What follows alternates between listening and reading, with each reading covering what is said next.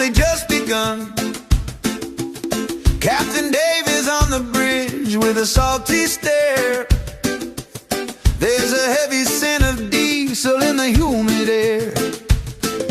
He looks across the harbor at the shiny hulls, ignoring all the tourists and the screaming gulls. He says, stop fishing for boats and find the deep. There are promises for ocean that we have to keep. Oh, turn the handle, Randall, let the drag just scream. Living out of Cabo San Lucas fishing dream. They hate people with suntans and smiles on their face, but we're finding our freedom in this liquid space. Turn off the news, they're all lying to you anyway.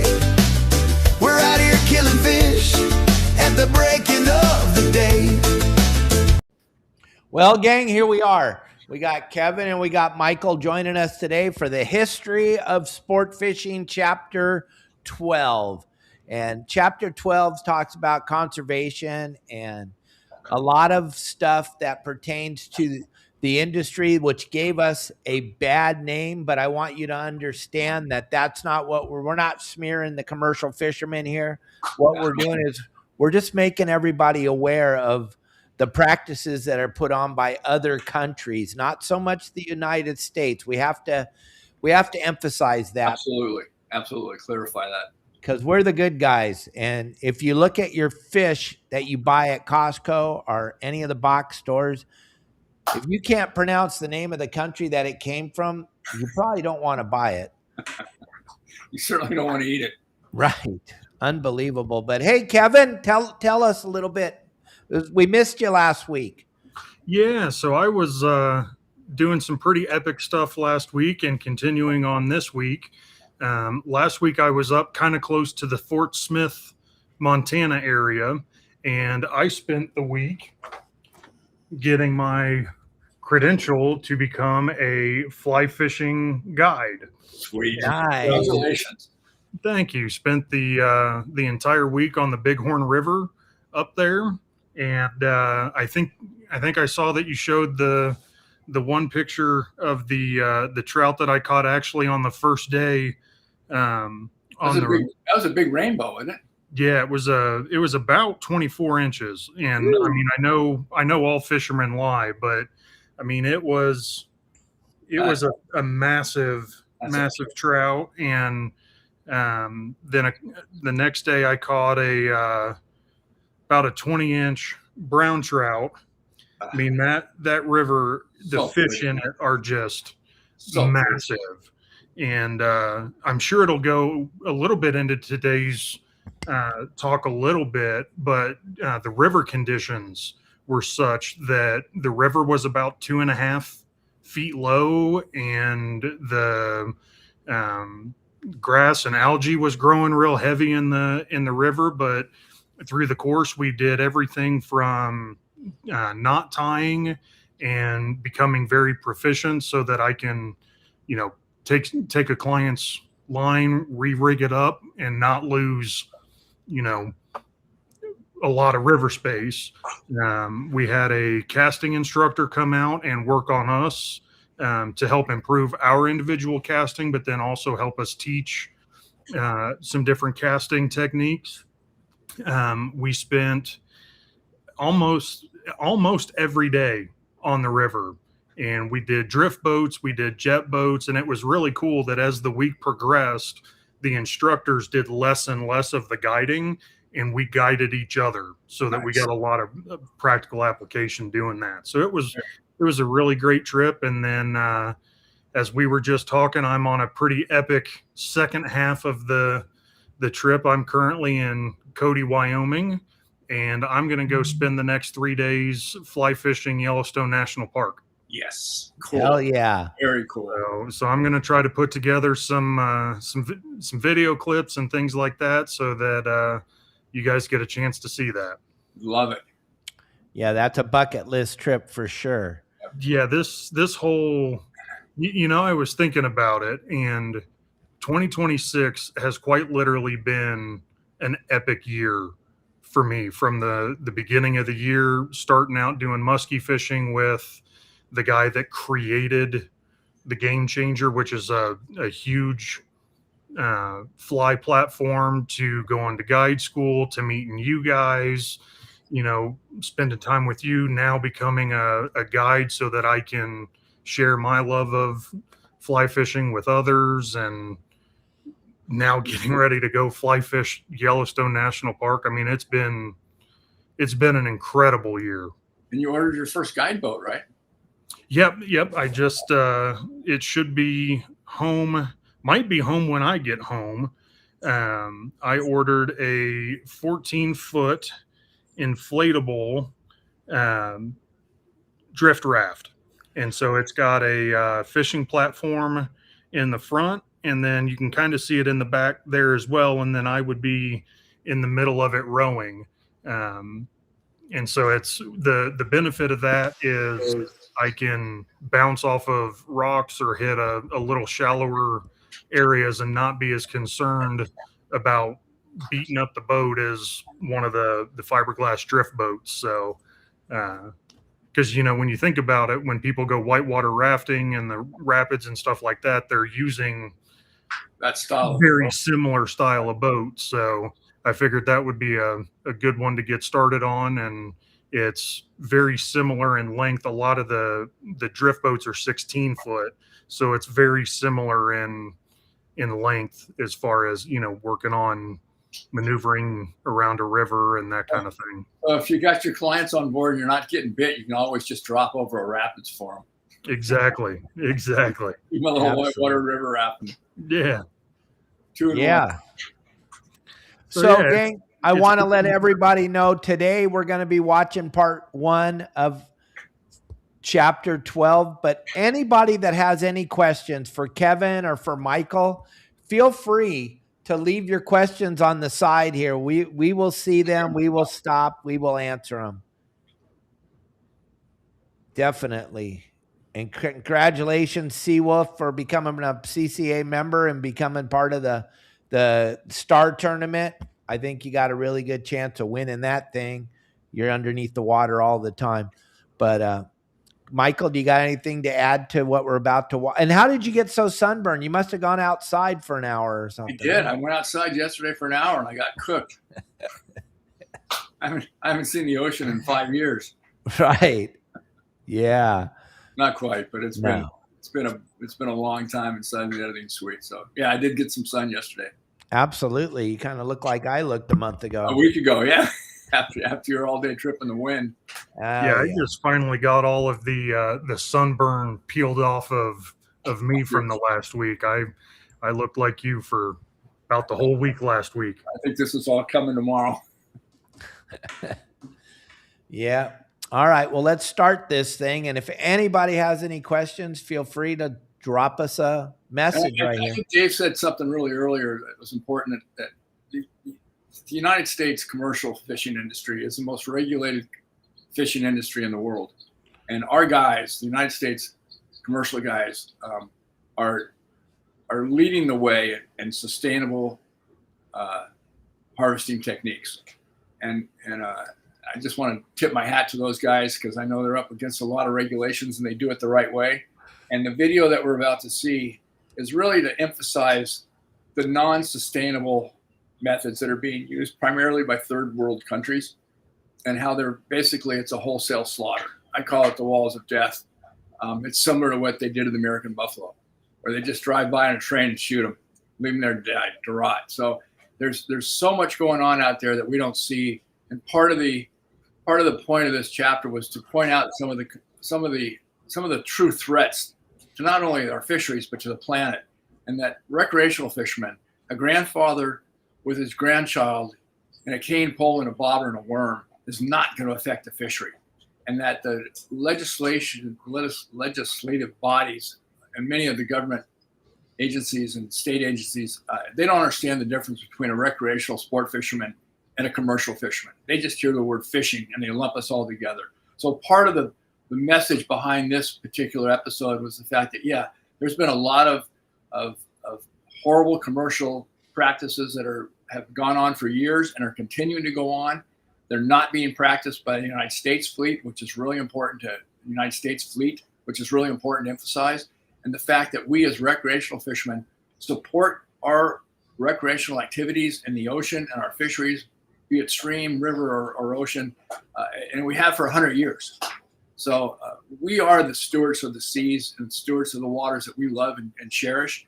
And that part of this was to emphasize to our decision makers, our lawmakers, that there is a distinct difference between a rod, reel, and a piece of string and unregulated, unsustainable wholesale slaughter of commercial fisheries. So just keep that in mind while you're watching it, because we get into some pretty graphic stuff.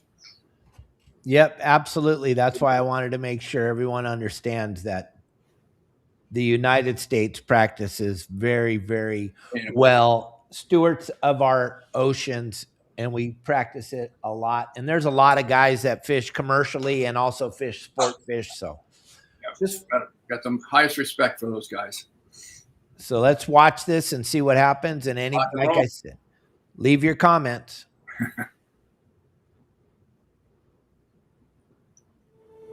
This is the history of sport fishing. Chapter 12, Conservation and the Future of the Sport. The sport of fishing is enjoyed by millions of individuals around the globe, with over 260 million licensed anglers worldwide. 50 million Americans over the age of 6 fish in a given year. That's nearly 1 in 6 Americans who are out on the water every year with a rod in their hands. What other sport can claim that level of not just observation, but participation by 17% of the population, regardless of age, sex, or socioeconomic background? Many of the earliest organized conservation practices in sport fishing came from the anglers themselves, and today they continue working to ensure its future.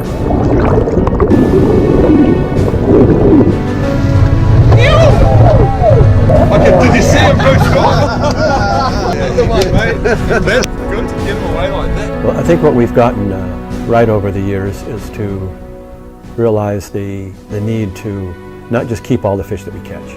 And the whole concept of catch and release. I mean, when I was a kid catching our first bonita, I mean, we'd take the bonita home and they'd probably end up in the garden.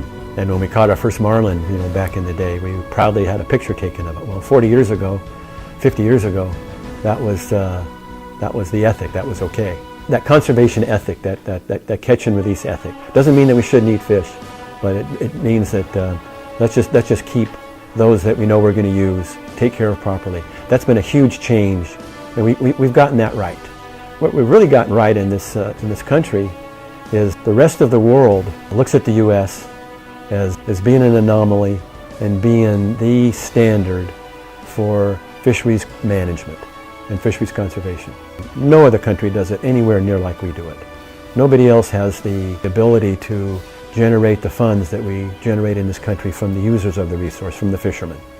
And what we clearly can do better is to help fisheries managers, help policymakers better understand that the sport fishing community is not just some men and women out there having fun on a boat catching some fish. And it's not just that there's 55 million of us out there doing it. There's an economic engine. I think it's somewhere in the range of a $50 billion industry. It's huge. And I don't think that our Congress, I don't think that our state legislators, I don't think that folks that are representing the interest of people in this country really have a total understanding of what an economic engine the sport fishing community is. So we can do better in helping them to understand that. In 2021, anglers in the United States alone generated $48 billion in annual retail sales. Worldwide, those numbers are in the trillions. Overall, recreational fishing has an annual $129 billion impact on the U.S. economy through fishing, fishing-related purchases, travel, and tourism. Those who benefit from these expenditures stretch far beyond local marinas, fishing guides, charter operators, tackle shops, and gas stations. Thank you for being here with us tonight. Thank you for being here to celebrate and raise money for conservation and awareness for conservation. I I shook Johnny Morris's hand today. Yeah. That is the coolest thing that's ever happened to me. Sport fishing supports nearly 1 million jobs nationwide in manufacturing, sales, and services alone. With this popularity comes both power and responsibility. With enactment of the 1950 Federal Aid and Sport Fishing Restoration Act, fishing tackle manufacturers pay a federal excise tax on all sport fishing gear that today exceeds $15 billion in taxes paid annually. In addition, a portion of all boat fuel taxes goes to fisheries conservation and other programs assuring public fishing access. By law, these funds can only be spent on fisheries and habitat conservation and restoration. Many anglers belong to conservation-focused organizations that collect annual membership dues and contributions, and this money is used to fund hundreds of important local and national projects. Fisheries today are seeing unprecedented pressure around the world, the vast majority of which can be directly attributed to large, unsustainable commercial operations and evolving environmental threats resulting from coastal development, industrial pollution, agricultural runoff, and climate issues. Historically, early conservationists were a voice of reason. They respected the need of commercial enterprises being able to utilize what were then an abundance of natural resources, as well as the rights of citizens to enjoy them. They understood the need to work with these sometimes competing interests in ways that balanced the fair use of our natural resources while still protecting them for future generations. Today, however, there is a radical environmental faction emerging that has taken the position that mankind should only interact with nature as an observer, and that all fishing and hunting should be abolished and prohibited by law. You know, there is a concern that some today would like to see no fishing whatsoever anywhere in the United States, especially in California. That is, we were told that 10 years ago at meetings, that our goal is to see fishing abolished. I pray to God it doesn't happen. The extreme environmentalist movement to abolish recreational fishing is completely misguided and lacking in any historical or scientific context. The fact is, you simply cannot hurt a fishery with a rod, reel, and a piece of string. It is not recreational fishing that has done the majority of damage to our oceans and fisheries in the last century. Recreational anglers have a strong and long history of leadership in fisheries and habitat conservation. By far, the greatest responsibility for the long-term damage we are seeing today has resulted from what was nearly a century of a very poorly managed commercial fishing industry and the devastating effects of unregulated harvests.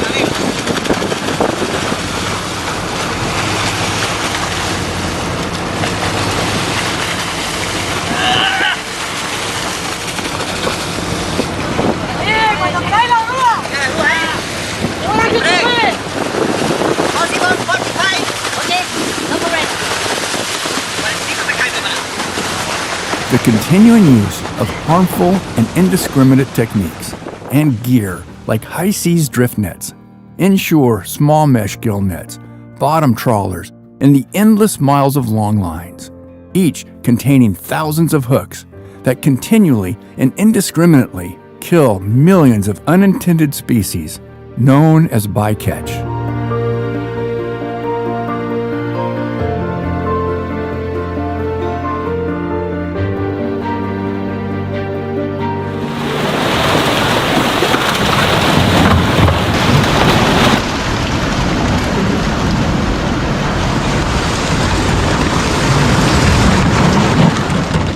So in order to solve a problem, you really first have to understand the problem.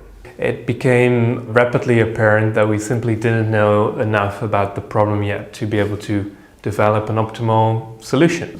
Researchers have been doing great work since the 1970s actually in terms of mapping plastic in this Great Pacific Garbage Patch. By September 2015, we completed the mega expedition. We got all our samples in. It was a survey effort of unprecedented size. But while doing so, we collected a few ghost nets, which are these very large sort of balls of nets and ropes, which are very dangerous to marine life, to vessels as well. The number of nets we collected for us to have a suspicion that this would be actually a very major component of the problem. These abandoned nets, traps, and long lines will continue to ensnare and kill all species of fish, crustaceans, marine mammals, sea turtles, and seabirds for decades. If these unsustainable commercial wholesale slaughters are not forced to stop utilizing indiscriminate gear, we will soon reach a point of no return in the permanent damage to our oceans, planet, and fisheries.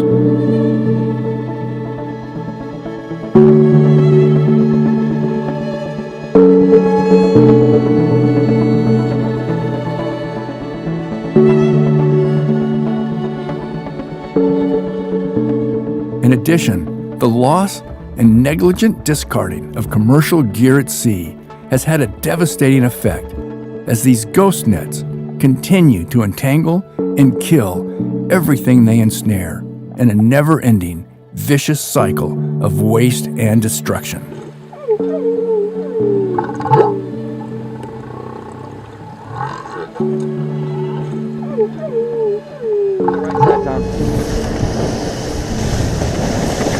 Here we go. Oh, that's easy forward, go. I got him, he's in. Back up. Get the boat buoy ready to go over. Okay, buoy over.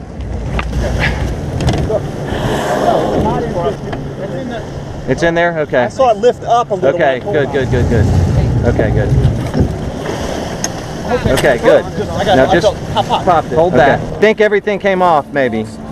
But there's something really heavy. So, Trip, I'm going to need you to get in here and help. 1, 2, 3.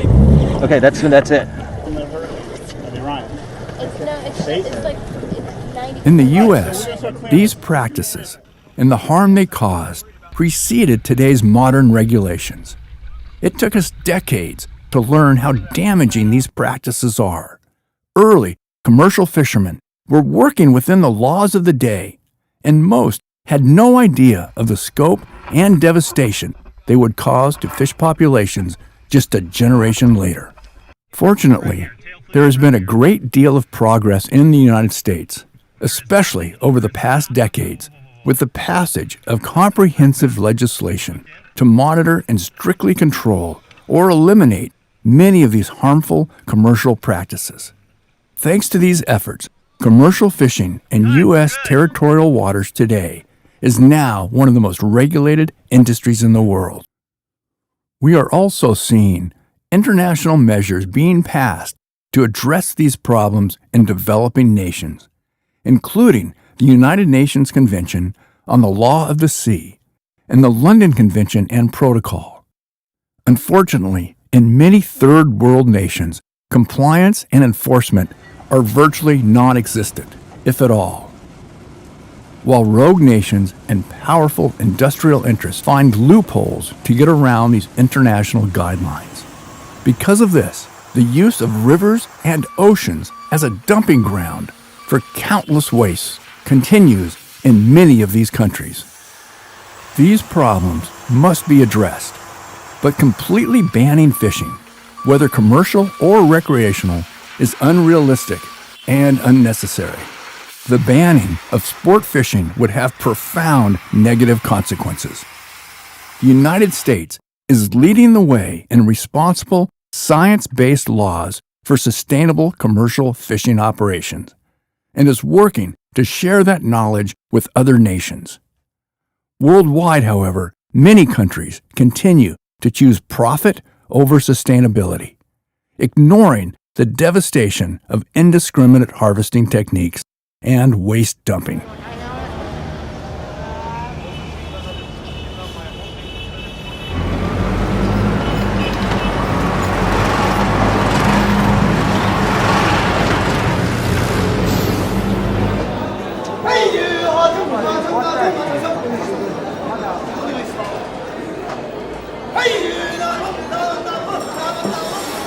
And this is PEI fish. That's right. It looks very fresh. 2,000 metric tons a day are sold in this market. Right. And how many days a week? 5 days? 5 days. That's 10,000 metric tons a week of fish. And auction just finished almost 30 minutes. Yeah, and all the fish move in 30 minutes. Yeah, can you imagine? $35 million in 30 minutes. Wow. 5 days a week.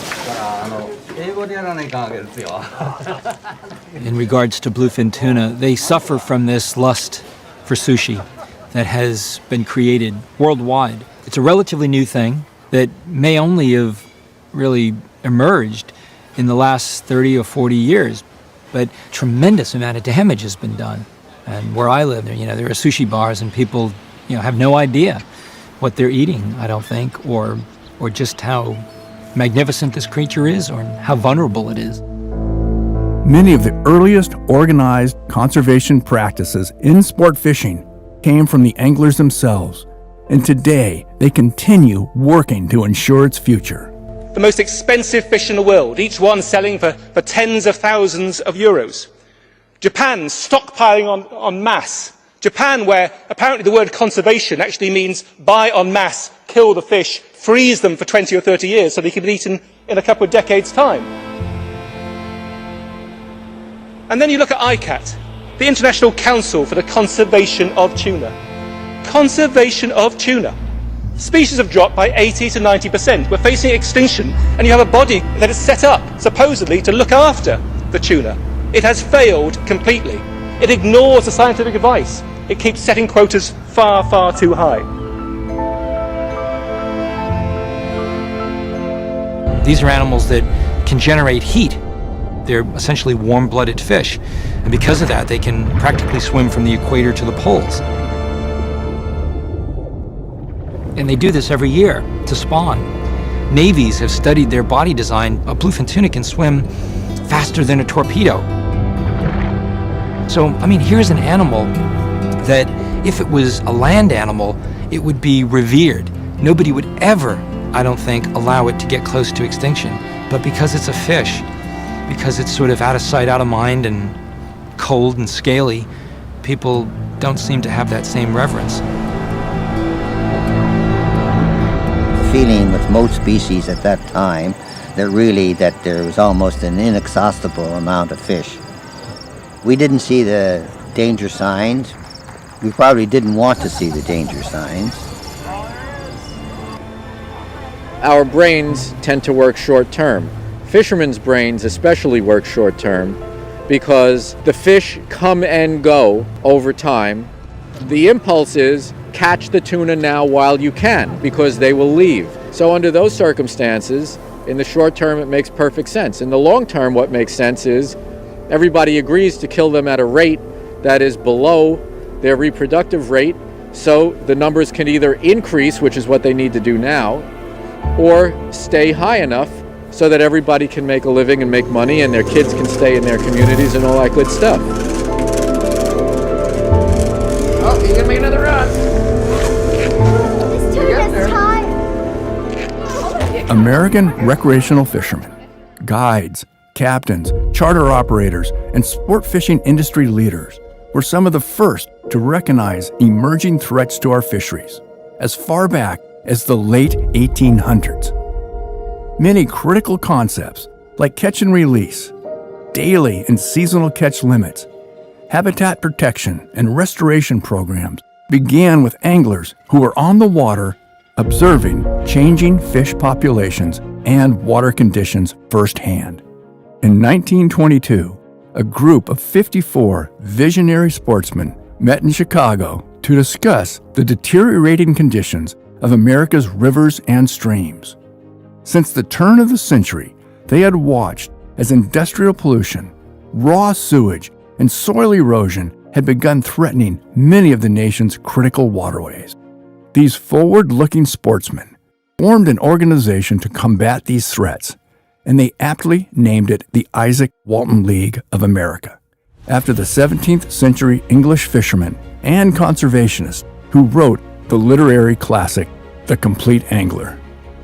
In 1923, they hosted their first annual convention with thousands of new members enrolling to take up the battle.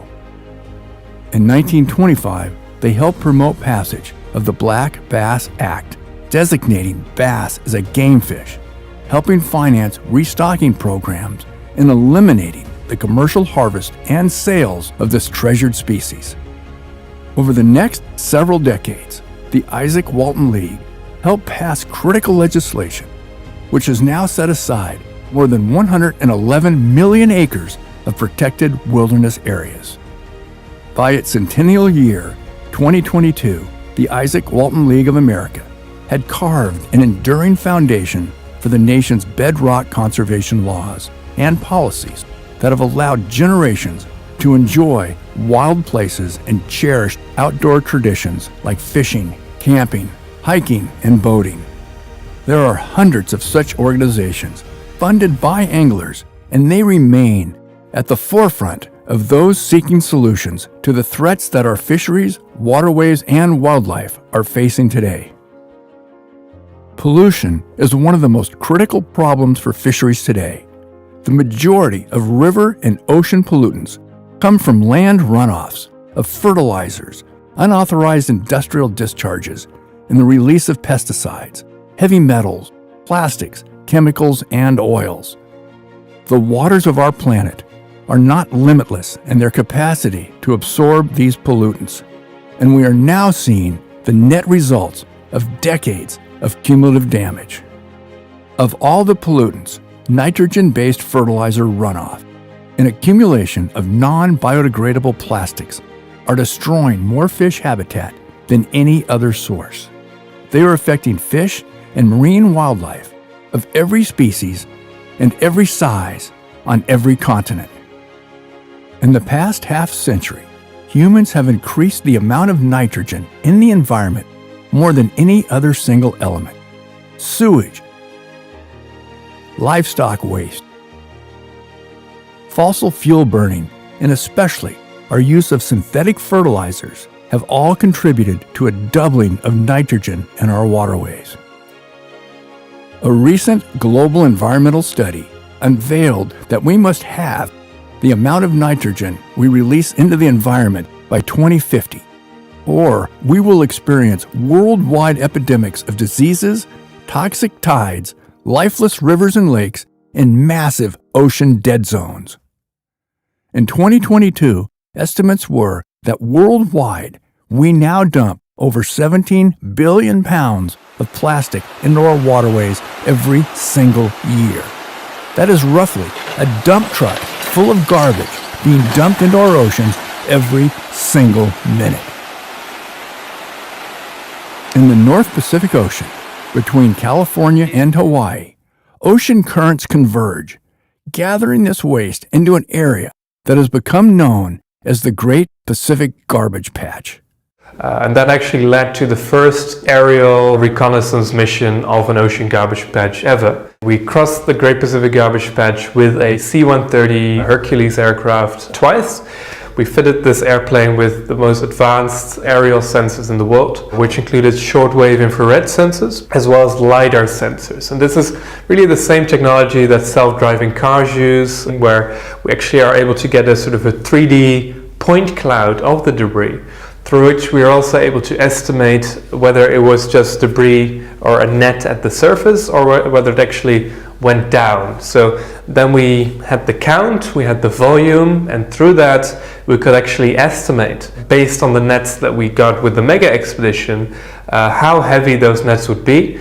And now it actually turns out that the nets that we spotted would actually comprise about half of the mass of plastic out there in the Great Pacific Garbage Patch. Recent surveys show it covers a vast area spanning over 617,000 square miles, an area twice the size of Texas and 3 times the size of Alaska. And that is only what is visible on the surface.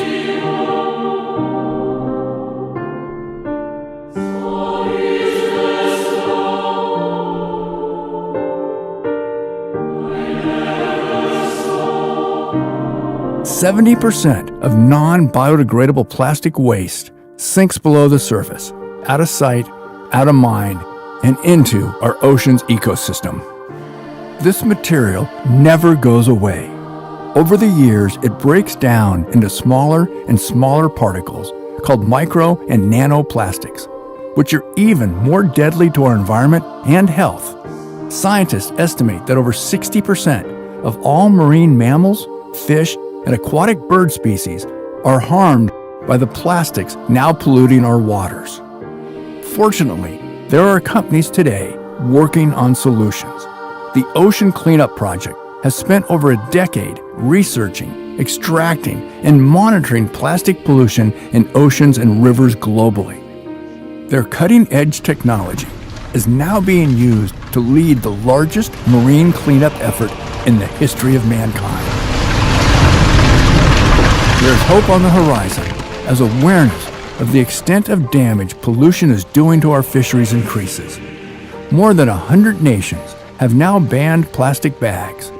Interceptor dams, called biofencing, are now being deployed to trap waste that runs off from urban areas before it can reach open waters. In 2020 alone, excise taxes delivered from sport fishing expenditures in the U.S.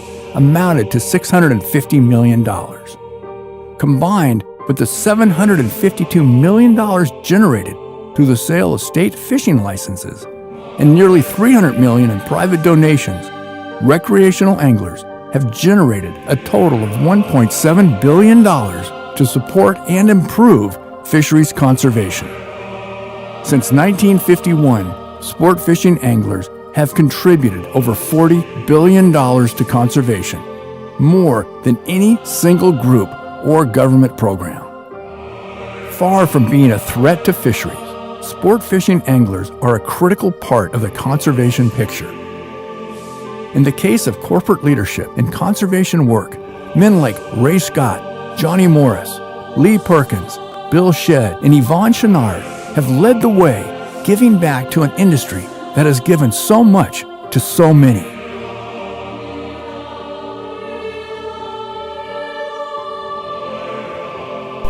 Bill Shedd's education in conservation and generosity began with his father, Milton Shedd, as he built the American Fishing Tackle Company into one of the most respected tackle manufacturers in the world. Milt also funded SeaWorld and the Hub's SeaWorld Research Institute, whose mission is to return to the sea some measure of the benefit derived from it. Their conservation work included co-funding California's white sea bass hatchery, now one of the largest marine fish enhancement programs in the country. Bill also plays a key role in fighting for recreational anglers' rights and eliminating set gill nets in the mako shark longline fishery in California.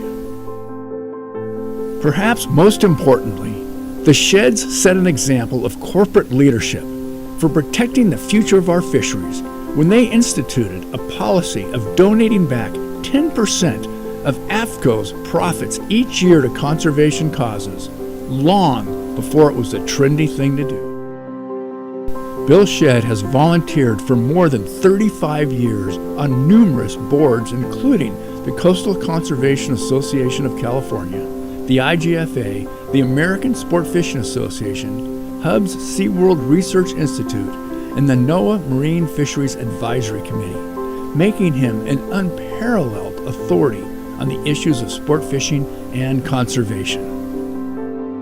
Their conservation-minded ethos has become their trademark, both personally and professionally.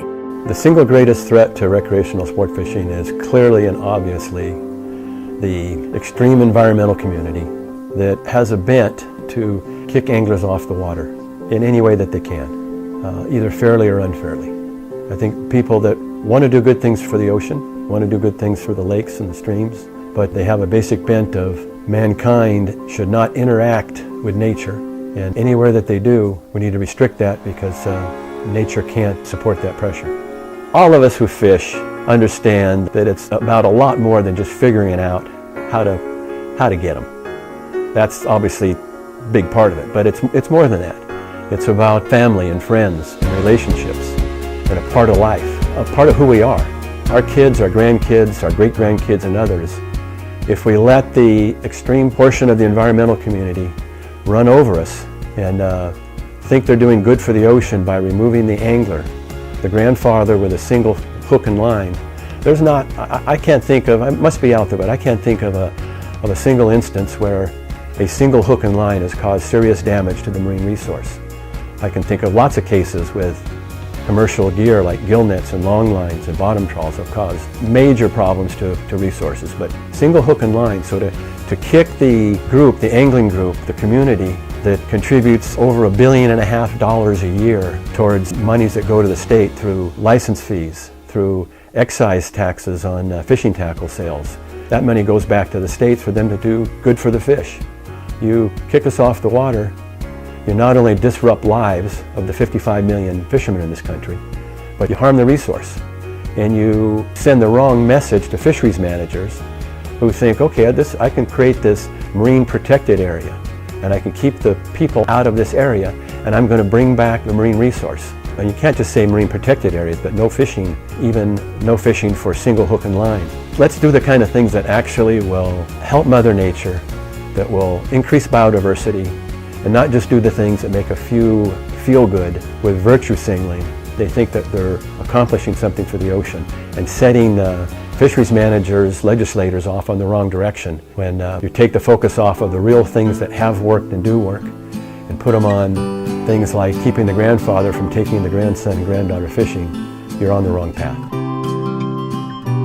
In the outdoor, recreational, and fishing sports clothing worlds, Orvis, Costa del Mar, AFCO, and Patagonia have also turned clean water and healthy fish habitats into economic priorities, putting their money and manpower into supporting sustainability. Like many fly anglers, Lee H. Perkins, who purchased the Orvis Company in 1965, was a lifelong conservationist and made environmental responsibility part of the brand. In 1989, his sons, Lee Park Perkins and Dave, ramped up the company's efforts by creating a program donating 5% of the company's profits to conservation causes and adding a customer match program that allows individual anglers to make a difference through purchases and direct donations. Both men have also served as board of directors on numerous conservation organizations throughout their careers. The family's environmental legacy continues with grandson Simon Perkins, who became the president of Orvis in 2020. A former fly fishing guide in Montana, Simon is a passionate conservationist who is determined to use the Orvis message of personal and corporate responsibility to connect others to the wonders of the outdoors and inspire them to give back along the way. He serves on the board of Trout Unlimited Headwaters and is leading efforts aimed at diversifying fly fishing, such as the Breaking Barriers Award, the 50-50 On the Water Initiative, while donating gear and sponsoring workshops to get more women and underrepresented communities into the sport. At Costa del Mar, they have made aligning with conservation partners a priority for over 40 years. In 2021 alone, they sponsored over 1,000 community outreach programs and events around the world. Costa ambassadors support projects on a global scale in their programs like Kick Plastic, the Trout Unlimited Costa 5 Rivers program, Captains for Clean Water, the Bonefish and Tarpon Trust, IndieFly, the Theodore Roosevelt Conservation Partnership, and dozens of others. They also lead efforts in the recycling of discarded fishing nets, which they make into new eyewear and clothing. No longer can we assume the Earth's resources are limitless. We make gear with recycled materials. There are some things you can do too. Repair what you wear out and pass things down.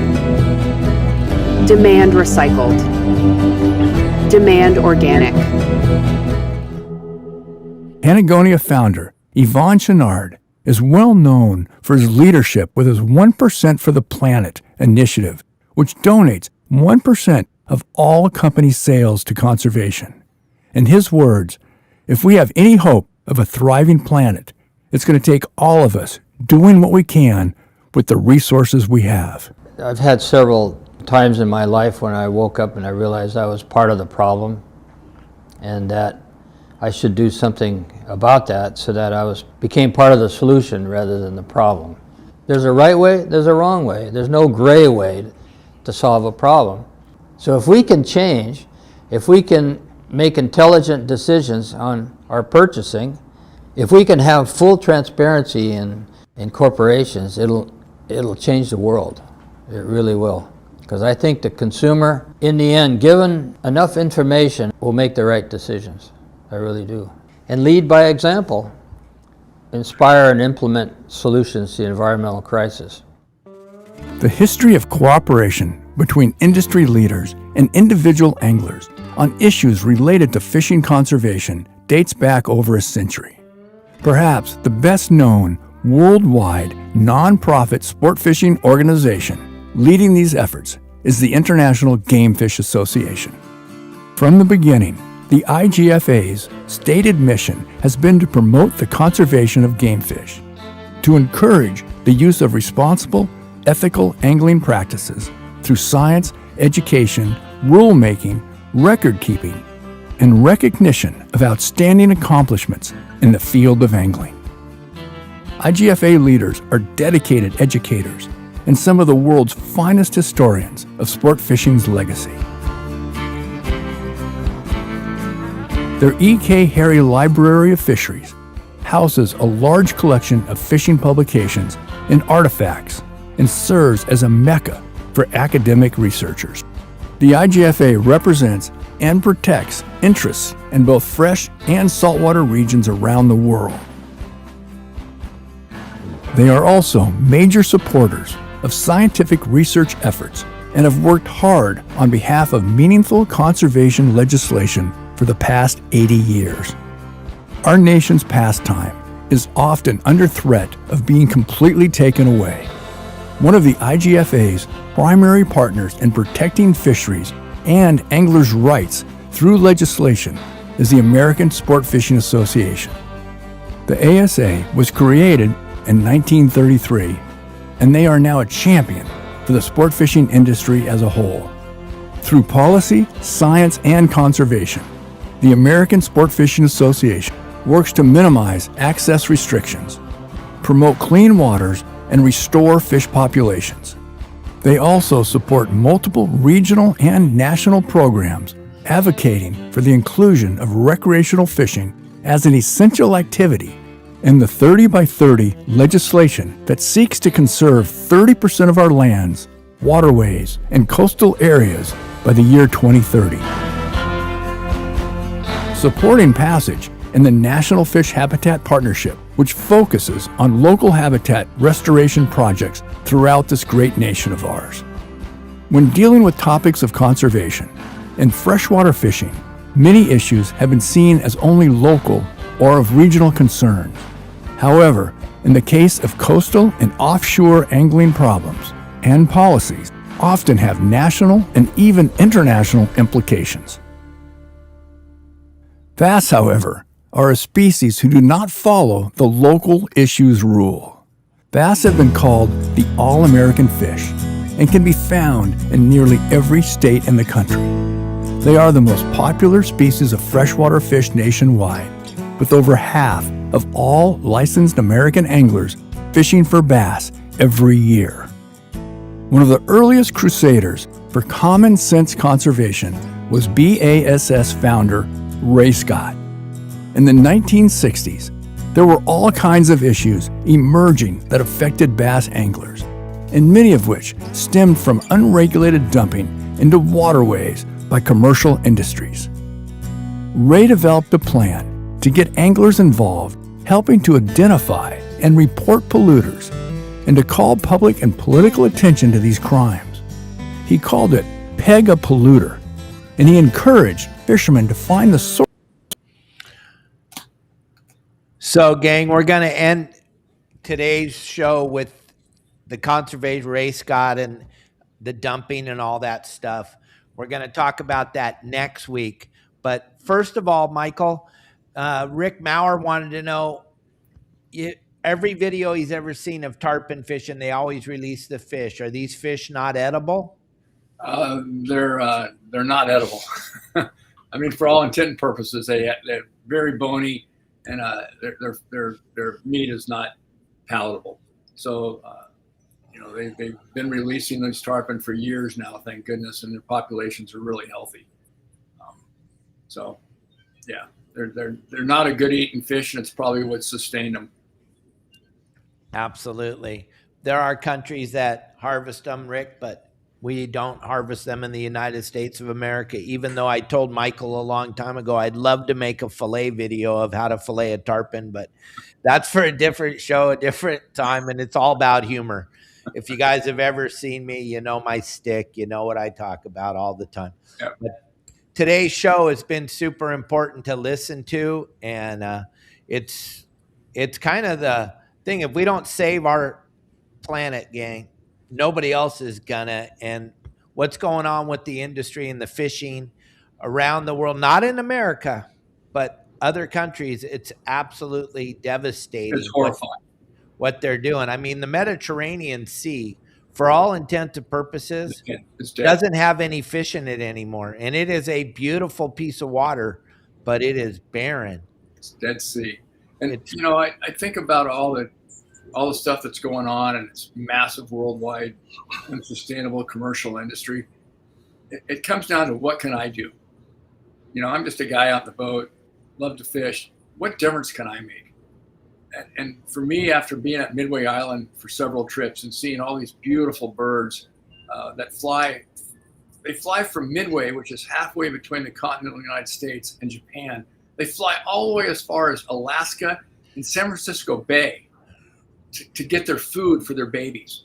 And they'll fly all the way home and then regurgitate Bic lighters, toothbrushes, anything that's plastic that's floating on the surface they see from the air, and oh, that's a bait. And they'll get down and eat it, fly it home to their babies and regurgitate it. Those shots of the baby skeletons of the albatross were baby birds that the parents had filled with plastic. And the island was covered with it. I think we collected like 2,000 Bic lighters in just a couple of hours going through the carcasses. So my message is, as an individual, don't throw anything into the ocean. Don't throw your plastic waste into the ocean. Even if it's just a little piece of plastic, or it used to be the bottle caps on the pop tops. Just put it in your pocket, put it in a trash can, get it off the water. So as an individual, you can make a difference by just taking personal responsibility for what you would normally not even think twice about throwing overboard.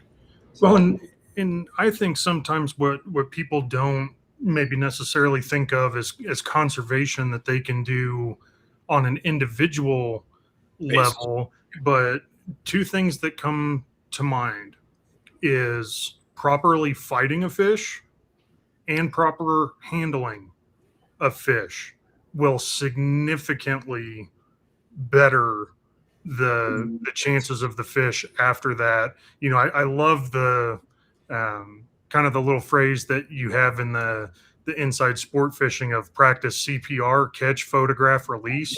Yep. That if you fight that fish correctly, and there is a correct way to fight fish, you're doing much less damage. And we're getting ready to go do a little lingcod fishing today, so I'm going to use some of this 60-pound fluorocarbon, the GT4. Super. Hey, Kevin. Sorry. No worries. Respect. But then the other side of it, and this is a huge pet peeve of mine in the bass world, and it's the handling of fish. And I think people just don't realize what they're doing. And, if you go back to the beginning of the episode and you look at how I'm holding those trout in those pictures, you're supporting the entire fish. Your hands are not putting that massive pressure on the jaw and then dislocating or, Exactly. up that jaw for the like rest. this, you're dislocating their jaw and they're going to die. And Yep. it's that money shot where you do that and you hold it out and the fish is all arched up. You're thinking, what a bitch shot. Buy fish, you just killed it.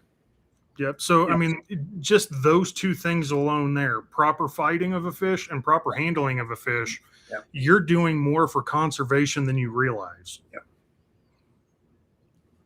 Yeah, we have a problem down here in Cabo where everybody wants to take that marlin out of the water and take a picture. Once you take that fish out of the water, gang, it's dying. And then when you put it up against your body and take all the protective slime off it, you've just totally killed the fish. And then they celebrate. They release the dead fish back into the water. It makes 0.0 sense. But like you said, Kevin, they don't know. People do not understand. They don't understand. They don't understand. If you're going to pull the fish out of the water and take a picture, take it home and eat it, or give it to somebody who's going to eat it. But don't throw dead fish back. Or lean over the boat and take a picture of it, in the water, holding the bill, If you're going to pull it out of the water, you best eat it because it's dead. Yep. And Packy on his satellite surveys they did, with the satellite tags, if a marlin comes out of the water and it's up beside the boat, and if he's he's still hot, one slap against the hull, that fish is dead, because that fish just becomes a mud dart. Right. And that's all been scientifically proven. So those fish are, some fish you can beat the crap out of them and they're going to still live. Other fish, white sea bass, marlin, are very delicate fish. So you just have to handle them with love and respect. So get your picture, lean over the boat, get a picture of it in the water, let it go, and don't let it even touch the side of the boat, because one slap against the side of the hull, that fish dies. Yeah, and if you see this marlin thing, I watch it all the time. These guys dragging that thing across the gunnel of the boat, and then 5 people grab the fish and all stand there and take the picture of it, and it's leaning up on their clothes. It's just what you're doing is you're just peeling the skin off, gang. That protective slime is super important to have on your fish. And I understand. I've heard this 100,000 times. Oh, well, he swam away. No, he didn't. He drifted away. And then, like Michael said, he's a mud dart. But we can talk about that till we're blue in the face. It is what it is. And I know we're going to have 1 million people want to argue with us. But I can't do this show without our great sponsors. And Promar Ahi has been a huge sponsor of our show. We just showed you a little bit of the fluorocarbon. I'm just going to show you a little bit more here for a second, and we'll say goodbye to everybody. And we're getting ready to go do a little lingcod fishing today, so I'm going to use some of this 60-pound fluorocarbon, the GT4, super abrasion resistant. It's going to handle those big teeth on those lingcod. We're going to drop down some live deception jigs, see if we can't get a couple of nibbles. We will let you know later, but gang, you must have some of this GT4 fluorocarbon connected between your braided line and your lure. Somewhere between your braided line and your lure, you're going to want to have some fluorocarbon. Super important. So check it out. GT4 fluorocarbon. Go to Promar Ahi USA. When you're over there, put in the code YSWG and the number 20, and that'll save you 10% on your next order of GT4 fluorocarbon. All right, thanks, gang. And check it out, gang. The QR code's right here on the screen. You save 15% now. And you can check out all the different products that they have at Promar Ahi, from the cedar plugs to the sabiki rods to the sabikis to the live deception flash lures and so much more. Check out promarahi.com for all your fishing needs. So what a great show. I was very happy today with what that show represented. And you know me, Michael, I've had a rough time with this subject for a very long time. Yep. Like you said, your heart's in the right place. We're growing up. Yep, we're growing couple up. more years. I mean, you made such a good point about each one of us as an individual can do small things that we don't think make any difference or have no significance, but they do. So as an angler, as a father, as a grandfather, as someone that just loves to fish, do your part. CPR, Absolutely. Practice CPR, catch, photograph, release, handle those fish with love and care, and let them go. you know, and pick up your trash, pick up your plastic, even if it's just a little chunk of plastic. I pick it up off the grass now if I'm in a park or down by the beach, stick it in my pocket, take it home, put it in the trash. You know, anything we can do to get that stuff off the oceans. And you saw that from ocean cleanup, the massive amounts of plastic that are out there. And it's not going away. It's not going away. Absolutely. You know? Well, Kevin, I want to say thank you and congratulations. Congratulations. I can't wait for you to take me fly fishing and teach me how to cast. Absolutely. We'll make it happen. And, you know, I know it's very popular in the fly fishing world, and I'm sure to an extent that the offshore world it's pretty hard, but within the freshwater world, I'm going to throw a challenge out there. If you're bass fishing or trout fishing, bluegill, use a barbless hook. Yeah. You know, really twice the challenge. Twice the challenge. You become a better angler, but you're also doing less damage to the fish. So that's kind of the last, you know, little addition I have to that is, you know, if you're doing some of the smaller, crimp the bar. Yeah, that's all you got to do. We fish the spotties, which are one of the hardest fish to catch up here. You know, they have such an insanely quick bite, and we fish them all barbless hooks. So I mean, you probably miss 4 or 5 out of the fish. You miss them because the barb's not there. But when you do get them, it makes you feel all much better. Yeah, absolutely. But yeah, challenge yourselves. Challenge yourselves. Become a better angler, and help the planet. Yeah, I'll have to bring the raft out west and show you a thing or two there, Captain Dave. Absolutely. Well, thank you everybody for watching our show today. We'll see you tomorrow, Wednesday. We're going to be celebrating Kelly Girl and Dave and Okuma, and we're bringing in some other people from Florida on the show tomorrow for Kelly and I to interview. Kyle, he's got a really great business down there in the Keys. He's going to be with us tomorrow. And we're going to open this box up that I have up here for the 40th anniversary of Okuma tomorrow. I'm going to have an unboxing to start the show off. Nice. So I haven't opened it yet. I don't even know what's in it. So we'll find out together. And don't forget, there's my plaque. There it is. See it. Nice. There it is. Nice. Woo. Can't read it, Dave. What's it say? 100,000 subscribers. Congratulations, sir. That's awesome. Pretty cool. And I didn't even have a big production company. No. It's the Dave Hansen show. It is. It's crazy. It's absolutely mind-boggling. I really appreciate all of you folks that are watching us today. And watch us tomorrow. We'll be back with you tomorrow. Thank you, Kevin. Thank you, Michael. Peace out. You're welcome. Turn off the news. They're all lying. This is the only